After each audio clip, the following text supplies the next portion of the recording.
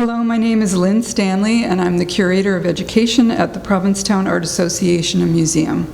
It's my pleasure to welcome you to tonight's Freddie Schiff-Levin event, Tracing the Arc of Creative Pursuit, a lecture and discussion with the artist Bill Evaul and artist and curator Ron Shubrook, in conjunction with the exhibition Context and Continuity, The Art of William Evaul and the White Line Print Tradition. And as you can see, we're sitting in this amazing exhibition. It's going to be up through August 21st, 2016. We hope you'll join us for the next Freddie Schiff-Levin event, a lecture on Tuesday, July 26th at 7 p.m. with the writer and historian Amy Wharf McGuigan. And that lecture will be on 1916, the Great Provincetown Summer. And I don't know if any of you got to see the really beautiful exhibition that Chris McCarthy curated that was in the front gallery. But we're celebrating the summer of 1916 all year. This lecture series was begun in 2003 in honor of the artist Freddie Schiff-Levin, who was a member of Provincetown's arts community from the 1960s until her passing in 2002. Pam gratefully acknowledges John and Tony Levin, who make this program possible with their generous support.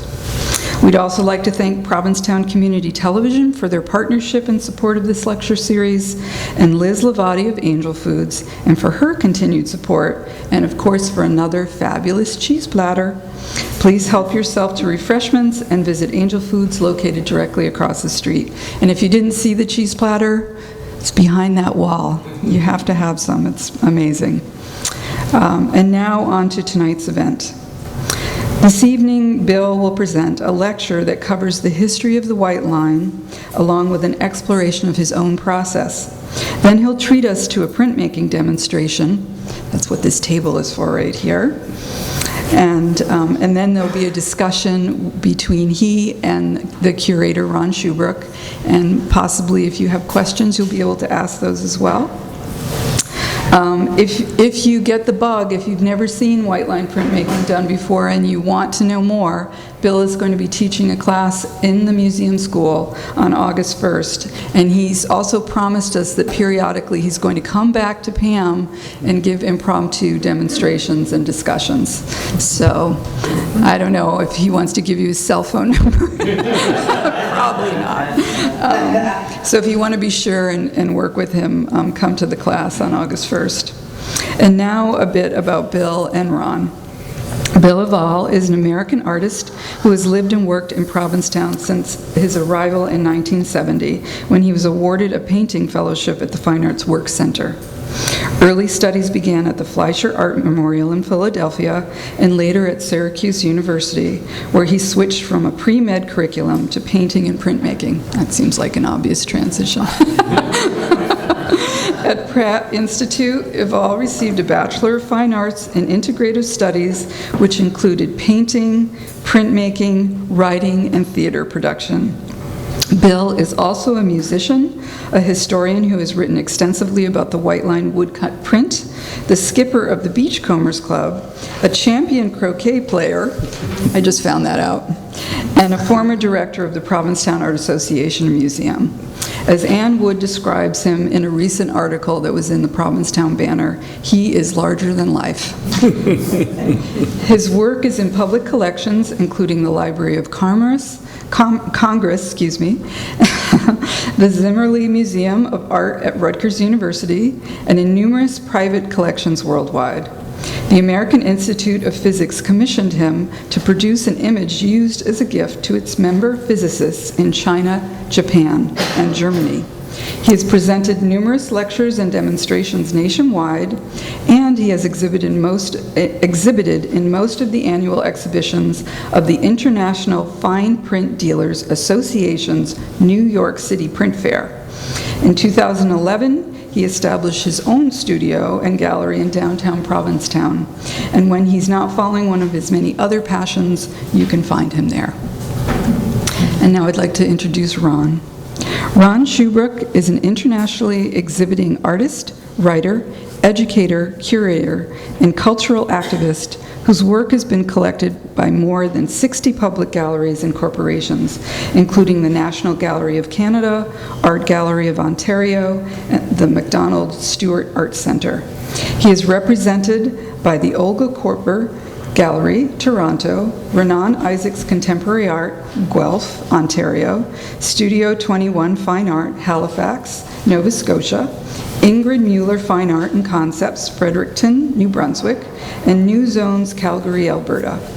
He is the former president and professor of OCAD University, where he is now a professor emeritus. That's how I say it in my head. In 2005, OCAD awarded an honorary doctorate to him for his contributions to art and education. He has held numerous faculty and administrative positions, including professor and chair of the Department of Fine Art, founding coordinator of the MFA program, University of Guelph, and president of the Royal Canadian Academy of Arts. In November 2012, Shubrick received a Queen Elizabeth Diamond Jubilee Medal for his contributions to the visual arts in Canada.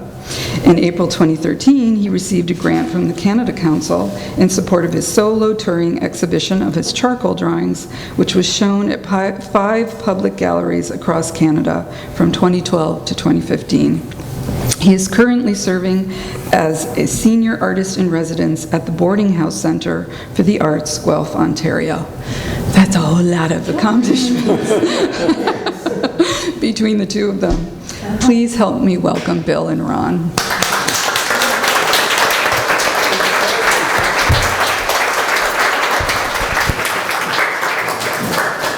Thank you very much, Lynn. That's great. I tell you, I'm going to skip the early jokes, but I'm going to say thank you to Ron and Fran Shubrick, who Ron was an early fellow at the Fine Arts Work Center, and they are the reason that I am here. Because I made a brief visit when I was still in college at Syracuse University. I came down on a weekend with a friend of mine. We were only here for a few hours, you know, and I was lucky enough to meet these two lovely folks, and very briefly mentioned in passing that I was an artist, and that was it. And then I go back to the university, and a couple of months later in the mail to my friend, because they didn't even know my whole name, and it was an application to the Fine Arts Work Center, which I thought, what have I got to lose? You know? I got all this work, I sent it in, and I was fortunate enough to get a call from Myron Stout and said, can you be here October 1st? Let me check my... Sure. So, thank you guys. Now, I love the title that Lynn selected for this talk, The Arc of Creative Pursuit, right? The arc. Every word is important. The arc implies, you know, a journey from one place to another in a graceful curve. And that's what I think I try to do, and that's what I think has happened with art history. And just like a rainbow, there's a pot of gold at each end. Each end, not just one end. It has to have two ends. So we're going to start this lecture with a pot of gold at the beginning end, which is the early establishment of printmaking. And this little lecture, we're going to race through this because, first of all, you probably know most of it already. This is a very high-level audience, so I'm very pleased that you're all here. And secondly, we're adjusted to bombardment of images nowadays. And when I first made this lecture, we used to use carousel slide projectors. So it's a different world now. So, oh, that wasn't the right button. Okay, there we go. This is the titles and all that stuff. And thank you to these folks. This was the Arts Foundation. Yeah, right. Myron Stout, of course. Yes. and they gave me some money, and these are some definitions. The roots of what we're going to talk about come from the Japanese, Mokuhanga they called it, or ukiyo-e, you know, the floating world was the imagery, but ukiyo-e just means, the Mokuhanga's paper, printmaking, chiaroscuro prints, they were the first multicolor prints, and then of course black line and white line carving and black line woodcuts. They've been around for hundreds of years. So. This is a very early Japanese print of the emperor, the Korean emperor visiting. And this is an early Japanese one with color. Okay, so. And this is a Western one. This is Albrecht Dürer. So it's which came first, the Chinese or the Italians? And are like, well, which came first, pasta or noodles? You know, was it the Chinese noodles or the Italian pasta? I don't know. Ask Marco Polo. Did he bring it back or did he take it there? All right, this is Dürer also. This is another woodcut, believe it or not, and it's mostly a black line carving. This is a chiaroscuro block print where there's 3 blocks cut in registration. So you're counting the paper, you get 4 colors, and that was a wildly innovative thing to happen. This is the Japanese version this is actually a print for a fan, and this is also a multicolor block. The Japanese, they had the studio system, and they made it a real commercial enterprise. So the Japanese prints were produced by dozens of people. The artist made one watercolor painting, and then dozens of people produced the prints. But Western people, like this is an early Nordfeldt who studied the Japanese style in England with John Bates and Frank Morley Fletcher before he came to America and found out about Arthur Wesley Dow, who's not in this show because he should be. And this is another Nordfeldt. So you see he was really getting the Japanese technique down, but adapting it to Western ideas. But and another version of the Japanese style in Western hands. And this is Edna Hopkins, who also studied in Japan and got very proficient with the Japanese style. And the interesting thing about the Western artists is we're not afraid to show the process. So you see this sky and all those strokes, those are the brush strokes because the paint and the pigment was brushed on, not rolled on with the Japanese style. And so that was one of the clues that Nordfeldt had with him when he was able to, and this is another. So they didn't mind that those brushstrokes were there, where the Japanese would reject this because they were going for perfection. But Nordfeldt was very prolific. Edna Hopkins, this is also one with very bold, you know, color, which very Western sensibility and modernist sensibility, which the Japanese weren't going for. This is another Nordfeldt one, also with that same technique. And then what happened is these are 6 artists who had known each other in Paris among hundreds of other artists who were all friends. They were all painters, but they also shared an interest in woodblock printmaking of various kinds. You know, so some of them just did black and white. Some of them did the Japanese style color. Ethel Mars and Maud Squire were more Western, German-oriented expressionists almost. And this is Juliet Nichols, who's the most enigmatic of the group because there's very little known about her. She probably didn't obviously produce that much, or if she did, it's cached someplace in the south of France, waiting to be discovered. I don't know. But it's very important because it shows the 2 styles of carving. And there's white line carving and there's black line carving. And what does that mean? Well, on the left side of this tower is black line carving. And so everything that's white has been carved away, and the positive image is shown with just those ridges of color. Whereas on the right side, that's white line carving.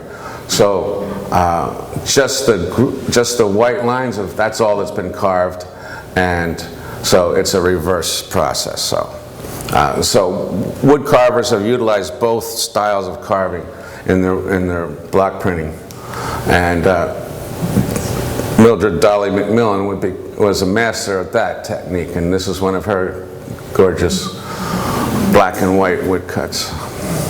And you can see she's got white line carving there, black line carving there, right? So that's how that works. And Nordfelt, he's the guy that came along. What happened was this group of people, when the Great War broke out, and hundreds of artists returned to Provincetown because they remembered it as this very congenial, European-flavored, laissez-faire town that was cheap. And so they came here, and they did all kinds of things, and they founded the Art Association, and they started the Beachcombers and the theater company, and lots of other things. And those 6 artists, they said, well, let's do a little woodcut group. And they met consistently for an entire winter, brainstorming, working together, sharing ideas, encouraging each other. And I think that is a really important aspect of this whole process, is that he was able to come up with this idea. This is one of his earliest prints, based on his experience with the Japanese and his willingness to experiment and his encouragement from his compatriots. And so one day he showed up to the group, as was quoted by Ada Gilmore, and he surprised the group with a single block, carved block, very, very minimally carved block, mostly with just white line carving. So the first connotation of white line comes from the carving, and then of course later, because the carving leaves all these white lines all over the place, it's a white line print. But when they did it, they didn't know what to call it, so they called it the Provincetown print because it was invented in Provincetown. And this is another Nordfelt, and there's and this is Dolly McMillan and Ada Gilmore. They were a couple for a long time before Ada jumped the fence and married Oliver Chafee. But in the meanwhile, you know, they were great artists and well respected. And so I have a series of portraits that I've done of them. I've done about 12 of them so far. And the most recent one is Mildred McMillan, Dolly, they called her, and I've quoted this image of her in her portrait, but I put it in a setting, an interior setting, with one of her color prints on the wall. I don't have a photograph of it, but you can see it at the gallery. And there's Ada, my portrait of her, and this is one of her prints. She was great with the genre scenes, you know. But she was also very experimental. And this is one of her, this is a white line wood block print, but she somehow used damp paper or something. None of us have still figured it out. I've talked to Kathy Smith and I've talked to other people, so we haven't pursued it completely to figure out how she did this. But one interesting thing was when they did have an exhibition in New York City, one of the very important critics praised this watercolor painting. He had no idea it was a print, and this is another one of hers too. But you can't fault him for that. It doesn't look much like a print now, does it? This is another one. But then she also used the dry paper and as the more traditional look. The Silva sisters, they were a famous local Provincetown girls about town, let's say, I don't know. And there's another, walking to Wellfleet. I mean, in those days, they didn't think twice about walking to Wellfleet. I think twice about driving to Wellfleet these days. Nothing against Wellfleet, but I love Wellfleet, but you know, the security won't let me cross the Truro border. This is my portrait of Ethel Mars and Maud Squire. I was intrigued by them because they were best friends with Gertrude Stein in Paris, and all the French artists. They were beloved over there. And they came from the Midwest, and they were prim ladies in little gray flannel suits, and they went to Mrs. So-and-so's boarding house in Paris, where only the proper American girls would stay. That's the only place they could stay, and they were there for about 15 minutes, and she dyed her hair and bleached her hair and changed and put on the stage makeup and all this. Anyways, the rest was history. Here is Agnes Weinrich. She was the grande dame. She was a lady of independent means, they say, and so she could travel and study, and she produced these great semi-cubist, a little bit of genre, you know. This was also one of Agnes's, and this is also Agnes's. And now this is an interesting Agnes Weinrich block, and it illustrates how experimental they were, because not only did she, this is just painted on the block, so it's like essentially a monotype impression, and that whole vase area is not carved at all. So each time she'd do it, she'd have to paint that in, and what you learn is that whatever you paint on the block, you can print. So all these crosses were painted on there. Well, she obviously did this one first, and then she decided she liked the crosses, so later she carved the block again and carved these crosses. Yeah, and she had this great sensibility that just was so striking. Carl Knaus, who went to the library one day, and Agnes was walking up the street and going into the library. He held the door open for her, and as she walked by her great beauty blew him away. He instantly fell in love, pursued her, and but she was not interested in him romantically. But she took her home, and he ended up marrying her sister, and the three of them lived together. And the sister was a great piano player, and but she liked to stay home. Let's say she was semi-reclusive, but she had a studio in their house for the three of them with a piano in it, nothing else. And then Carl had his studio, and Agnes had her studio. And Carl and Agnes would attend all the artistic events and lectures and exhibitions, and talk about art. Wow. And this is a Carl Knaus white line woodblock, very expressionist. And in this day and age, if you were an American artist, you had to go to Europe to study, because the shift of art hadn't come across to this side of the pond yet. So most artists went to Europe frequently, but Knaus never did. And his other artist friends were chiding him, why haven't you gone to Europe? You're a good artist. He said, I don't need to go to Europe. I have Agnes. She's my Europe. Yeah, because they discussed. And this is Edna Boyes Hopkins. She came at it from the other side of the world. She married James Hopkins, who was, they were both from Cincinnati, Ohio. He was an artist and teacher and scholar, and they married, they were both kind of well off, and they married or merged, however you want to, and they, for their honeymoon, they went on a year-long round-the-world trip, and they spent quite a lot of time in Japan. That's where she learned all this, and this is another Edna Hopkins. This is Edna Hopkins also.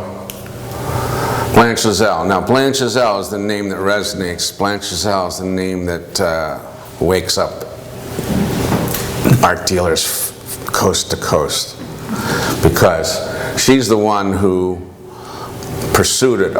This crazy woodpecker situation when when they were doing it for artistic reasons and social reasons, and they were hoping to sell them, like to supplement their incomes, but prints in those days were not valued, so you couldn't get very much for them. and as much as oil paintings. So after about 10 years and exhibiting all over the country and Canada, they most of them stopped making these prints except for Blanche. She's the only one that continued. This is a wood block, the actual wood block of Blanche's that actually, the print from this was set a record here at the Provincetown Art Association auction in 1987, I guess it was,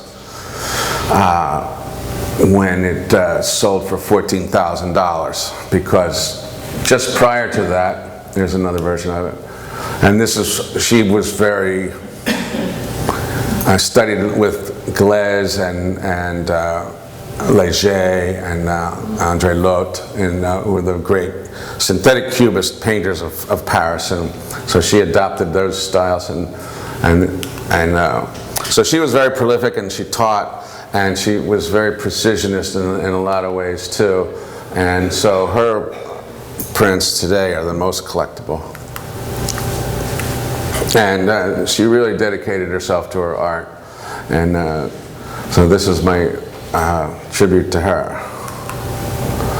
Now, Oliver Chafee, he was another one who got involved early on. He was a great painter of versatile painter, and he was in Paris in 1906, and he painted a portrait that's in the collection here at the museum, which is Edsa Fauve's self-portrait in 1906. Okay, so he was doing it right then. But he couldn't be contained, and he didn't like the city. He moved back to Provincetown, and he was one of the artists that just stayed here forever. And so he didn't get very well known outside, but he didn't care because he was happy here, and he had a lot of artist friends. This is a small print of his, and this is Mabel Pugh. Now this is a black and white one, and this is a Liza Gardner, I believe, which is a traditional multi-block method, and somewhere in here we should be inserting Arthur Wesley Dow, and I have to thank my curator for enlightening me about his importance in this process, because I was aware of Dow, but I wasn't aware of his influence on several of the printmakers. And so Dow was probably the reason that a lot of them got interested in woodcut at all. And so he should be inserted in here. Gustav Baumann, of course, is very well known as a very traditional style woodblock printer, and he spent a few years here in Provincetown before moving out west. And he mastered his version of the multi-block method. And this is Donald Witherstein. He was one early Provincetown artist who mostly did black and white. Todd Lindenmuth, he did the traditional style, very depicting a lot of, he did a lot of the Provincetown imagery of the day. Florence Bradshaw Brown, this is another portrait of her. She was once the director of the Provincetown Art Association Museum, and she did traditional style woodblock printmaking, and this is a portrait of, not necessarily, it's not really a portrait, it's an impression of the Zoraks, William and Marguerite Zorak, who were both block printers. This is another version of the same block. This block is, and there's another third version. That block, and this is a Zorak print, but there's two other possible influences about white line printmaking that haven't been mentioned really a lot, and that's Kandinsky, who did make a type of white line woodblock print very early on, predating this, but it wasn't really exactly like the Nordfeld style, and he didn't do a lot of them. And also Edvard Munch, who what he did was, can we go back? Yeah, what he did was a jigsaw puzzle style block, so I decided to do one of those. So this black frame lifts off, and then this sky is one piece, like a child's jigsaw puzzle. So big giant pieces, right, that separate, they're loose. So the sky is one piece, the figures are each one piece, and then these backgrounds are individual pieces. And I thought that the idea was that I could explode them, separate them all, roll them up in ink, put them all together, and run it through a press and have an instant, quick print. No shortcuts. No shortcuts. The Zorax also did this. This is image is that the same image, Fran, that was up at the Monument Museum? Yes, it is. Yeah. Now we know who did it. Yeah, Marguerite Zorak. There's another exhibition up at the Monument Museum, has some work from the collection here. Lynn was speaking about the Great Summer of 1916, and so this is reproduced up there, and along with a few prints of, I also did portraits of playwrights, so they have 3 portraits that I did of Eugene O'Neill,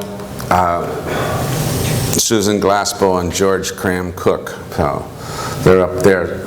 This is Marsden Hartley. He's the guy who coined the phrase "the Great Summer of 1916." Although he wrote 15, wasn't it, Stephen?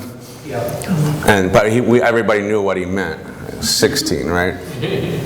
So history has corrected him, but yeah, he was here, and he was just marveled at the creative energy that was just electrifying everybody, you know.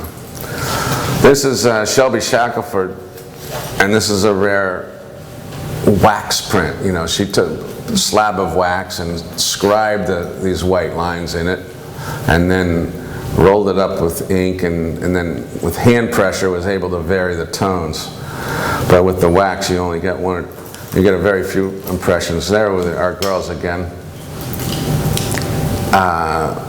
Yeah, the beauty of this process is that you can do multiple prints, you know, so you can make a painting, you know, and then you're done. So, but this is so painterly, you can make a painting, and if you imagine, oh, what if I'd done something differently, you can, and still keep your original idea. So here is 2 prints where I tried not to vary it, but still there's lots of variations. And then here's where I was like, well, she had orange hair sometimes, she had purple hair, I'm sure, you know. You know, they change their dresses once in a while, so like, yeah. And now Blanche, she went on and she taught many people, and some of them, Mary Frack, you know, this is like the only known image, and we've never learned anything else about her. But she probably was just up here visiting for the summer and looking for something to do, and she took a class with Blanche and acquitted herself quite nicely.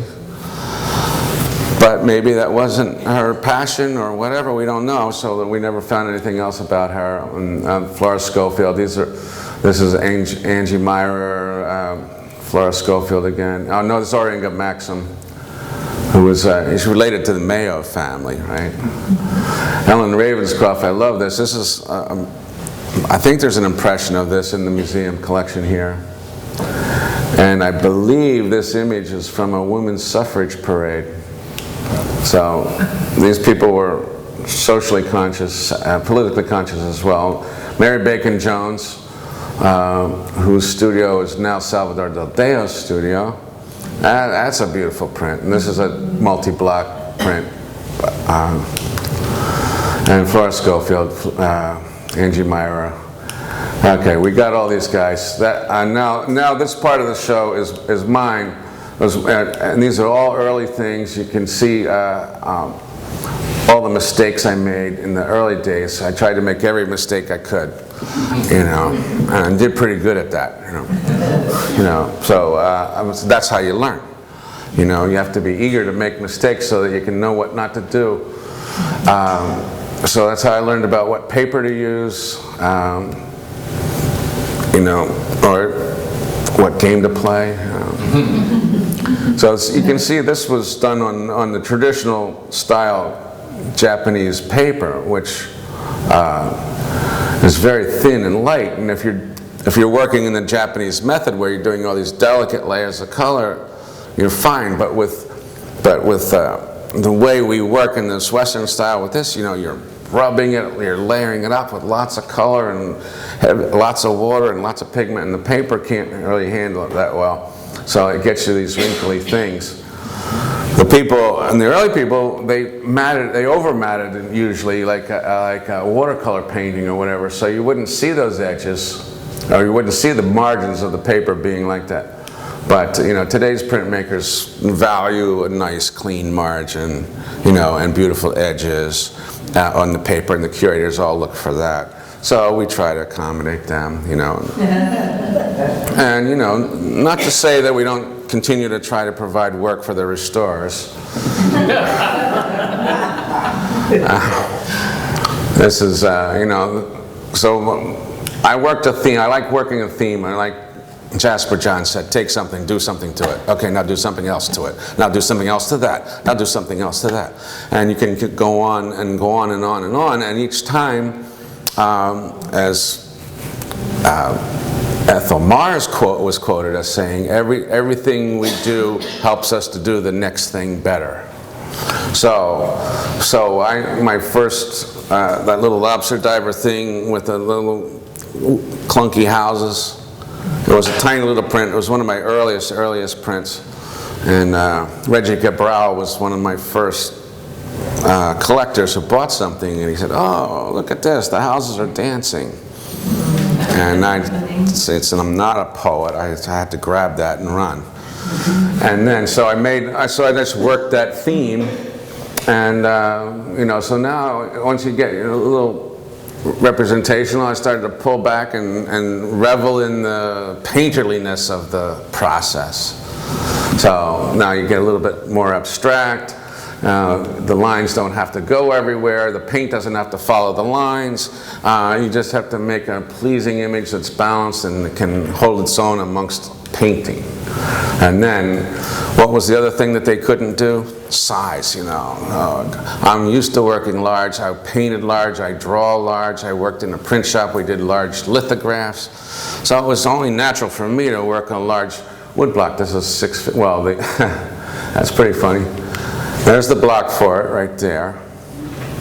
And over here is the drawing for it. When the lights go back, you'll see. So I first made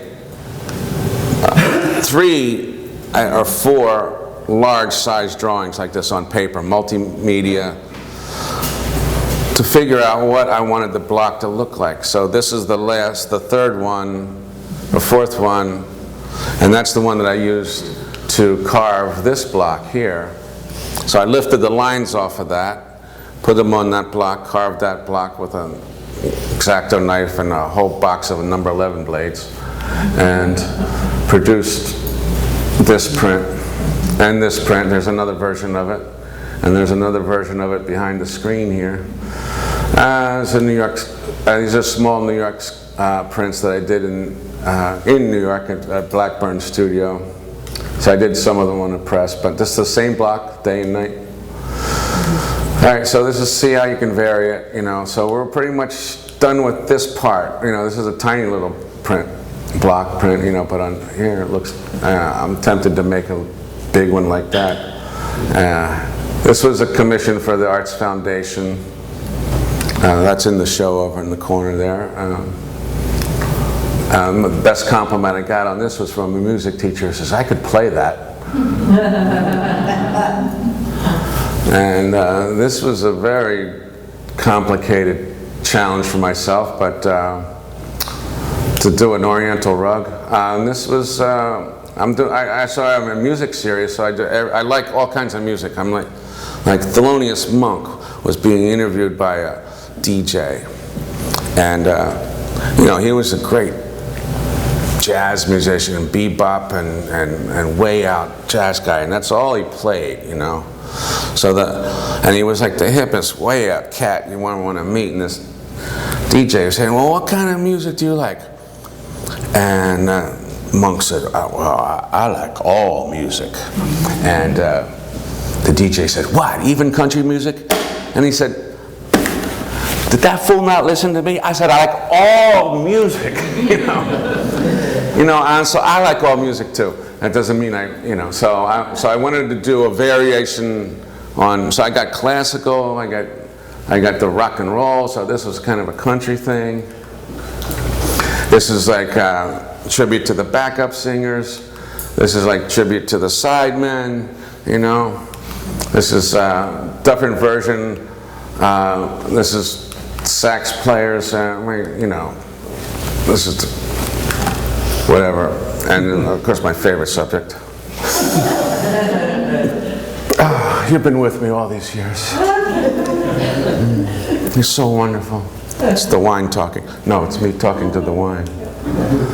And this is I had some French people in the gallery today, and how often do you have an opportunity as an American who speaks almost no French, a little bit, to explain to them the difference between the Chevalier du Tassevin and which is a society that was founded by American GIs in France to take over an abandoned winery that had been lost during the war, and the American GIs made a group to pay for it to help rehabilitate it, and then they gave it to the town. So it's a communal winery, the Clos Vougeot, and the cheapest bottle they make is like $45, and it goes up from there. So, and it's right in the heart of Burgundy. So I read all about these guys, and I said, I'll get it all excited, and girls, and so I thought, I'm going to make a tribute to them, and this, so I did that, and a collector who bought several other prints said, oh, I love that, but I can't buy it. Why not? Why can't you buy that? I mean, you like it? Why can't you buy this? They laughed me out of the club. That's a Bordeaux bottle. So I immediately had to do this with the Burgundy bottle.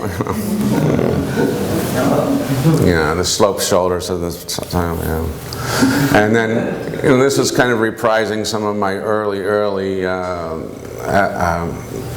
hard edge paintings. These are after paintings I had made when I was at Syracuse, and paintings 12 feet long, 6 feet by 12 feet. Okay, it's just. And this is the Goddess series, my other favorite subject. And that's the end now. So that's part of the arc.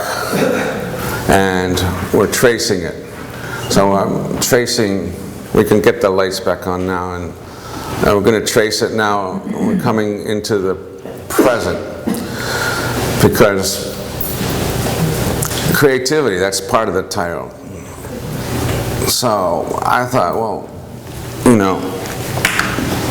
I've been given this opportunity to do this kind of printmaking, and I've studied the history of it. I've worshipped at the altar of these people, and I thought, I just cannot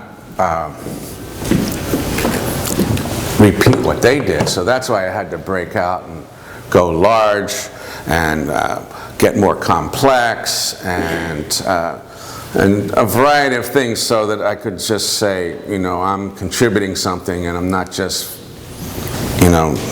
copying. So what we're going to do now is I'm going to demonstrate, and we can continue to talk about this, but I just cut this block this morning, and I know it's be hard to see, but you'll get a chance to see it later. And so it's simple block, because I want it to be bold enough to see. I want it to be simple enough to do promptly, quick, and I'm lucky that I do know how to chew gum and walk at the same time. Because I've done a lot of I mean, my gallery, I have a gallery downtown, and the reason I have a gallery downtown is not because I wanted to have a gallery. I had lots of galleries with groups of artists, and it's a nightmare. And it's a lot of work, and it has nothing to do with making art. And so I was at the Fine Arts Work Center, where I had a great studio for 12 years, and it was small by my standards. It was small by a lot of people's standards, but it was lovely. It was wonderful. It was a great deal. I got a ton of work done there, but I was getting too excited. And also, it was time to move on and let somebody else have it. The work center as a group of people. So I was just looking around for a studio in Provincetown. It doesn't exist. Every studio has been victimized by the gentrification. So all the studios have been slicked up and rented out or sold as condos. And so, you know, there's the Marine Specialties Warehouse, there's a couple other little places here and there. They got waiting lists for people to get in. So I was looking at some building, and some guy said to me, he said, "Why don't you just rent a store downtown and open your own gallery? Because, look, that's what you do, and you can do it." And I said, "I don't know about that." And then I walked down Commercial Street, and I walked by this dress store, what used to be a dress store for 15 years, and then I looked in, and it was empty. There was a guy in the back sweeping up, and he said, "Well, what's going on here?" He said, "Oh, building's for rent. You want a tour?" I said, "All right, I'll have a look." And I went in, it was just empty. Toured the whole place, you know, like, it's kind of interesting. And I was walking out of the door, and I practically ran into the owner who had been living in Florida and hadn't come back to Provincetown in 5 years. And because his tenant of 15 years had just left, he was coming back to rent it, and bam, we run into him, and in about 15 minutes we had a deal. So now I move in there. Now that can be my studio. So I get set up and I go work there, and I work there all the time. You can ask Skipper. I go there probably more than I'm home, but I love being there and working. But, you know, I'm on the street, and so I make the front part of it nice and hang the artwork there, and sometimes people even come in and want it. And then, you know, so then they'll give me a credit card or a check, and then they actually want me to send it to them. Give it to them. And I have to pack it up, ship it away. No. So, I don't know. Let's see. What else can we say? Do you have any questions as we're going along? I think if you do, you can pop in, and maybe Ron will want to come up, and we can have pretend you're in my studio. Face painting. And now we could really make some money. You need a seat. Yeah, so I chose this image that I'm doing now is part of it comes out of a conversation that you and I had. Part of it comes out of being inspired by one of my favorite Salvador Daldeo paintings. And part of it comes out of the fact that I didn't want to spend a lot of time carving it. And part of it comes out of following my own advice. So I've taught hundreds of people over the years, and what I've learned is to tell people, start very simply. Very simply. Because there's so much to learn and get that if you get bogged down in a lot of complicated imagery, you're not going to have time to get it all. I mean, I learned that in a class that I had at Castle Hill, and you guys didn't have any problems. You guys, a lot of people that worked with me here, right? You guys had, but there was a a lady at the Castle Hill class who had this enormous drawing. And it was beautiful. It was a nice drawing, of course. You know, it was very complicated, you know, housing, or, you know, houses or some buildings, or I don't know. And she spent a lot of time drawing it in the class, and I had like 10 people, so I'm trying to, you know, you have to, it's like being a chef, you don't want to let any of the pots burn, you know, and you got to give attention all around,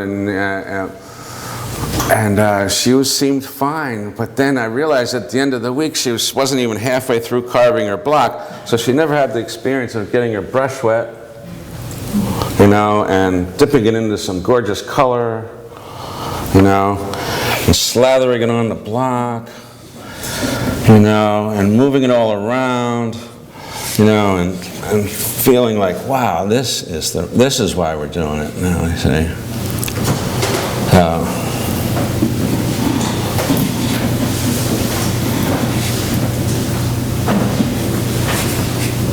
And the trick is, the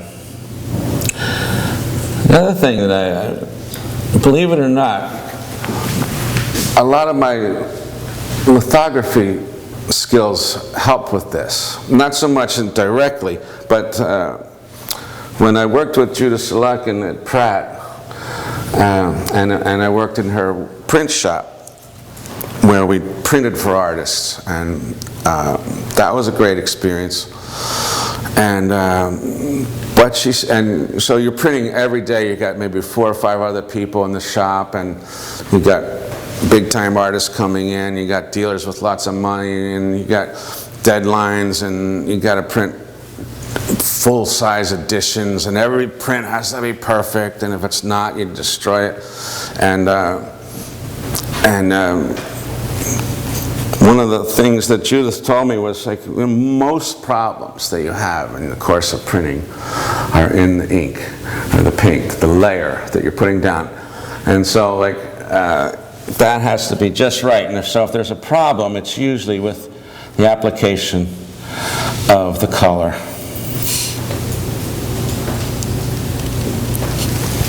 So. Is it acrylic or is it watercolor? This is straight watercolor paint, but you can use gouache. You know, these people are all experimental, and I'm experimental too. So, like, when I give a class and people say they want to do something different, Blanche Giselle was when her teaching, she was very dogmatic. She was very, you must do it this way. You always do this. You never do that. You know, and I'm like, you're going to do what you want anyway. Do it however you want, and then see what happens. If you make a big mistake, wow, then you've learned something. So you can use my daughter Sherry Sherwood. She's been doing this process as long as I have. She learned it like 5 minutes after I started learning it, and she worked with me side by side quite a lot. And she went off and started doing them in acrylic. No one ever did them in acrylic before. And they have their own character look to them, and, you know, and they're beautiful, you know. And gouache has its own look. So each process, each medium has its own attributes. And so I used a whole lot of paint here. And I've got, this is a French paper,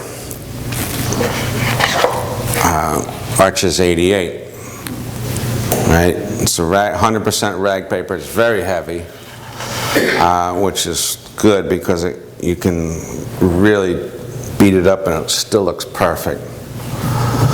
But it has a plate surface, very smooth, dead smooth. So But the reason that you can use it is because it has no sizing. The reason that we like the Japanese papers, they have no sizing.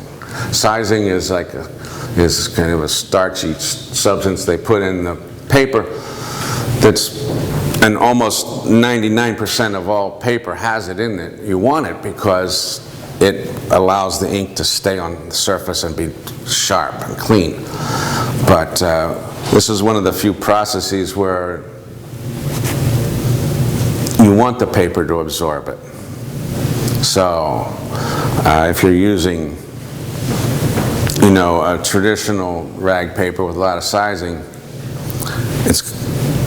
it's going to be, it's not impossible, but I tell people not to use it, but you can use it, but you have to be more mindful of the layer of the color.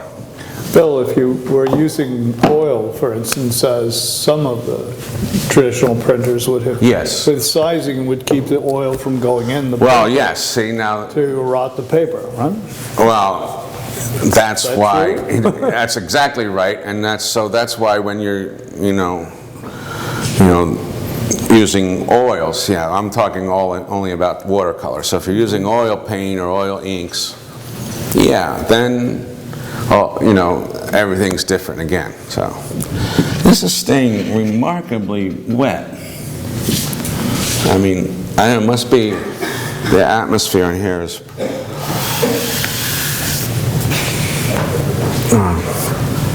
This is a homemade baron. The Japanese have special tools they make. It's a disc of some kind of fiber. It's wrapped in some kind of leaf. It's a special knots and special windings. So you can spend hundreds and hundreds of dollars on one. They do make inexpensive ones for students, and I have a couple of them, but they're all for working delicately, and I don't work delicately. Well, occasionally, but. And then the early people, maybe they didn't have a baron, or maybe they left it in Europe, or they lost it on the steamer over here, or so they used spoons and metal spoons, silver spoons, and that worked well for them. But you don't have a lot of surface, so I ended up making my own out of these wooden drawer pulls and gluing them together, and so I got a lot more surface. And then I also get this beautiful edge, and but I had them flat together like this, and so I was doing this kind of pressure rubbing, so I started to get carpal tunnel, and I'm like, oh my God. And Brenda Haywood, you know Brenda, right? She's a great woodblock, so Lorraine too, and you guys, so she got really bad carpal tunnel, and she hardly couldn't do it anymore. But I started getting it like, I saw, minute I felt a couple twinges in this, because I have so many other people that I'd known, whether the block printers not had.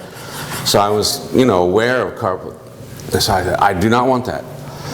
I do not want that, but I'm also not going to stop printmaking. So I made this so that I can keep my wrist straight like this, you see, while I'm rubbing. And I have not had one twinge yet, and I made this like at least 15, 20 years ago.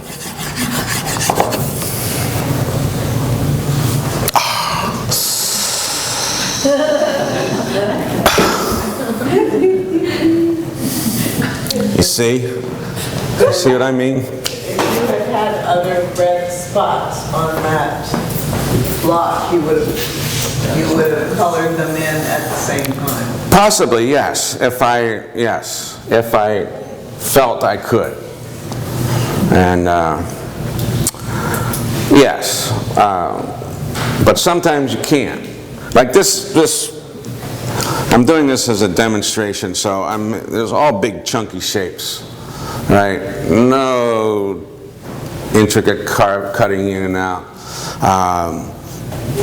not a lot of detail, so that I can make a big splash like that. But if you were trying to cut in and out and everything, it's really tricky because it starts drying over here, and while you're painting over here, it's drying over there, so you got to go keep it wet, and you're going to be moving back and forth and all around to keep it wet. Because if you lay it down and print it, if it's dry over there, it's not going to print well. It might even transfer at all. And then, what are you going to do? So,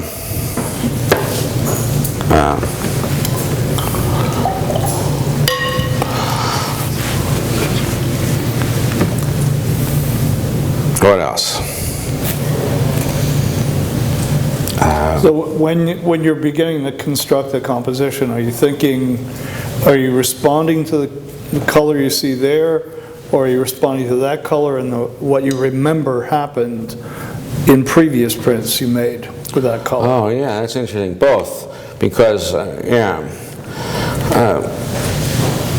don't always think about the color in the beginning, because I know that I can go anywhere I want with color.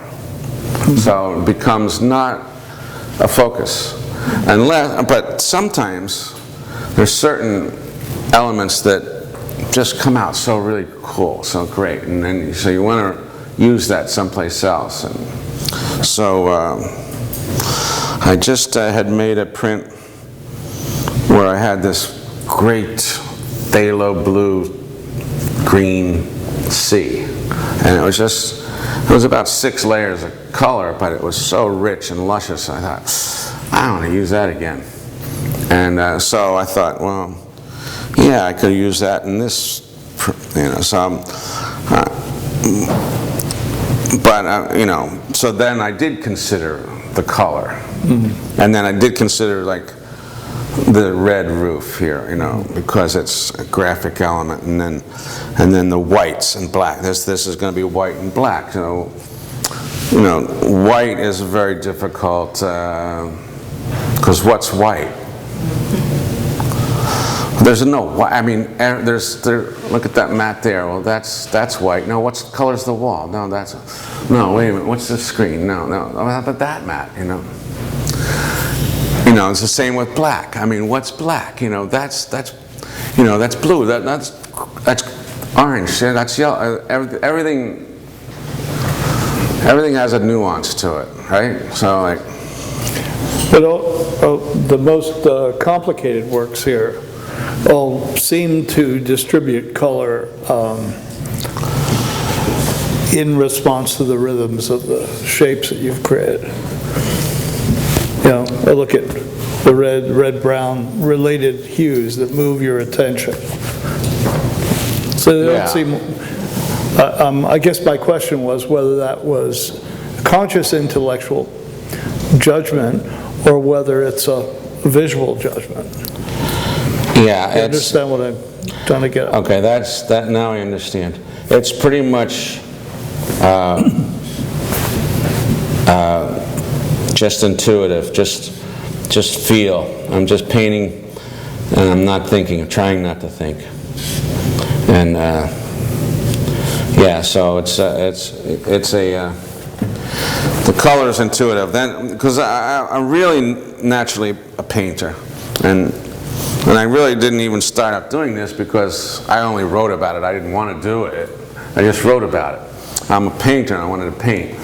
But then, and I liked lithography because it was the closest you could come in printmaking to painting. I mean, you could get first of all, the inks available for litho are much greater than any other medium in printmaking.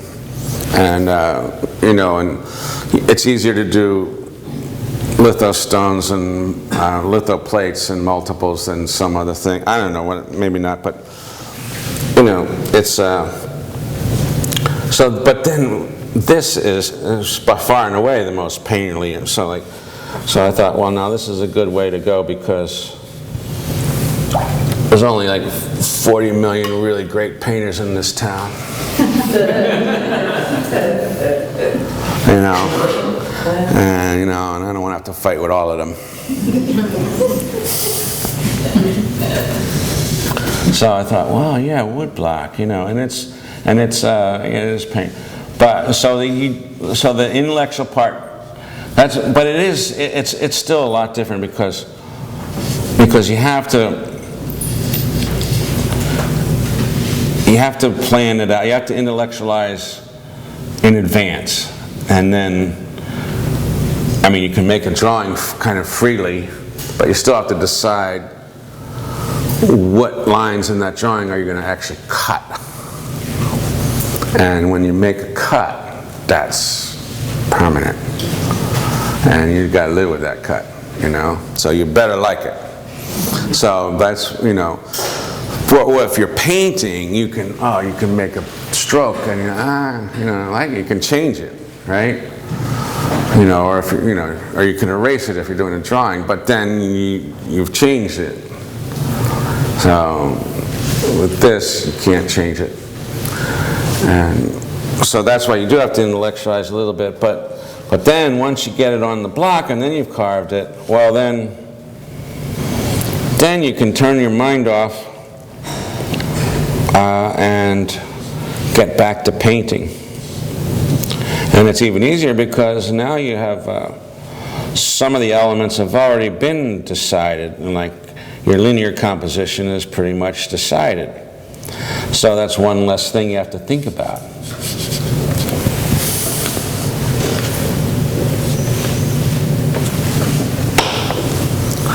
He said as he alters the composition. Yeah.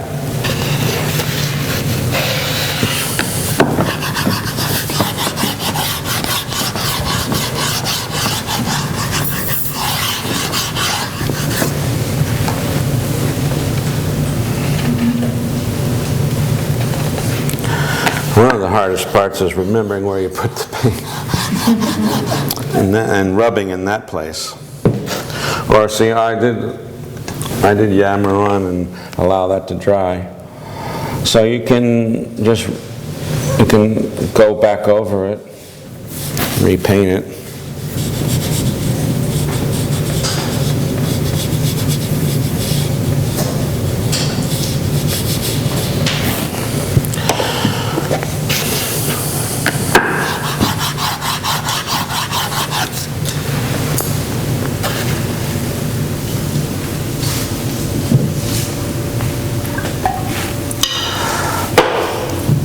The other thing about this, and we saw several of the examples of the full gamut, like from the Carl Canas cream picture, you remember? It was an almost an expressionist painting, right? It was, he hardly didn't pay attention to his carving white lines. I mean, if they showed up, that was fine, but whereas Blanche's white lines are perfect, and they pop. And there's everything in between. But that's part of the decision making that you can turn your mind back on every once in a while. And one of the things that seems to me Lizelle did, she seemed to keep the width of the line constant throughout her prints. So there were constants, that was a constant, so you were very clear about the linear structure, and then the color modification was a variable against that. Yeah. Do you think in that way, or is that not? What's the difference between your white line and her white line? I like to think of my white lines as a crow quill pen line, only instead of being black to white. But if you draw with a crow quill pen, say that 10 times fast, you can get a very fine hairline, and you add a little pressure, it widens out, and you get, and then you can lessen the pressure, and you get, so I like that varied weighting of the line. So that creates a kind of gesture. Huh? Yeah, I mean, the line. Yeah, so the lines of in the water in the foreground of this block are and so they look like they're drawn with a quill pen, but sometimes I have to channel Myron Stout and say, that has to be wider here, and go back and carve it out a little bit more. And no, that curve isn't quite right. And I'm, literally carving the line to the shape that it wants to be. And then other times it's very, very intriguing to see these very fine, crisp, clean lines. So are you talking about the internal logic or the visual logic? Is that what you're talking about? Logic, that's... I think I'm leading the question. Yeah, I don't know what I'm talking about. You're thinking about internal logic. Well, I see, It's there. he's being generous, assuming that I have a logic. My logic is that there is a pot of gold at the other end of this arc of creative pursuit, and we're pursuing it creatively. We're not there yet, though. Yeah, but maybe Peter Doig is, but...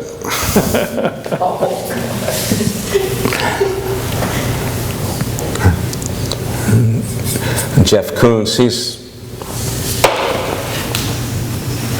he created his own pot of gold, but out of plastic and glitter. All right, here's, I'm going to show you a trick. Yeah. Now, I got to do a large area. Now I want to do the sky, and I want to do it all at once, so that I don't have it broken up by brush strokes. Because if I paint one area and then print it, and then come back, I'm going to have to match it up, and you're going to see a line usually, right? So, if you don't want that, one of the things you can do is to flood your entire area with water, and it unifies it, and it also helps it gives it longer time for painting, so it doesn't dry out as fast.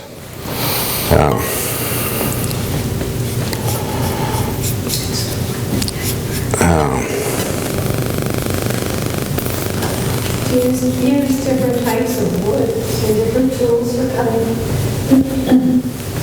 Do you use different types of wood and different tools for cutting? Is it care about the surface depending on the wood, or does it matter?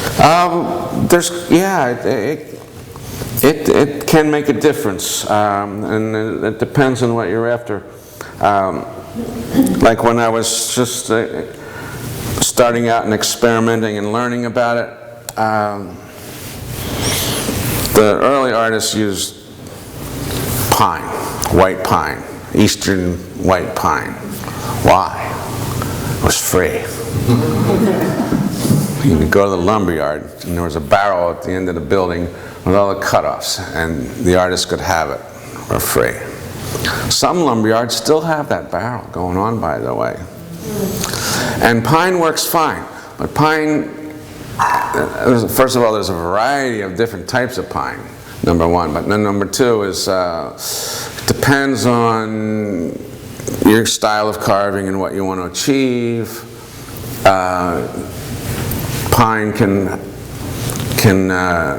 especially if your tools aren't wicked sharp, you can get ragged edges, or it can be hard to get a nice clean curve, or the other thing about pine is it's soft, so that the knife will want to follow the softness of the grain rather than where you want it to go. So sometimes it's harder to control. The Japanese, they used cherry or pear almost exclusively. Why is that? Well, cherry and pear, they're defined as hardwoods, but they're not hardwoods like maple or oak or something. But they are still harder than pine, but they're not that difficult to carve if you've got sharp tools. And they are more uniform in their grain, and they do have an absorbent surface, so they will accept the paint nicely.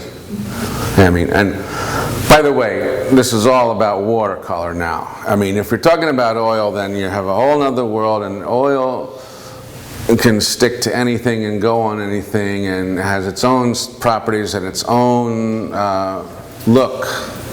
And so you don't have to worry about it, the properties of how it accepts it, but with watercolor you do. So then I started experimenting with other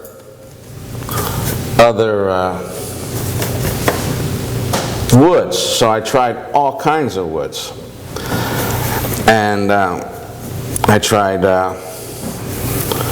poplar is really good. Poplar you can get at a lumberyard now, and it's like, in fact, they use a lot of poplar for in carpentry, for interior carpentry, and that's a little tighter grain than pine, and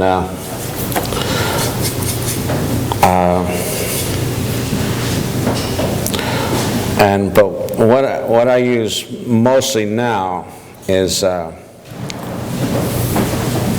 birch, and I came at birch because when I wanted to get larger, I realized that I could go large, because when you're printing, you're only printing from the surface. So therefore, the surface is the only thing that's important. And when you want to make a white line, all you have to do is break the surface. And it doesn't care what's underneath. So you can use a veneer plywood. And what I found that from my carpentry experiences, that if you use what they call solid core plywood, which has, instead of having lots of veneers, it's lots of strips of solid wood and laid up very specifically, the grain going one way, the grain going the other, the grain going the other, so that it's very, very stable. They don't warp or twist when you get large. If you're working small, it's not really an issue. So the birch is really, it has a nice tight grain. It's not too hard to carve, and it's not too soft either, and it works quite nicely, and it's not wickedly expensive.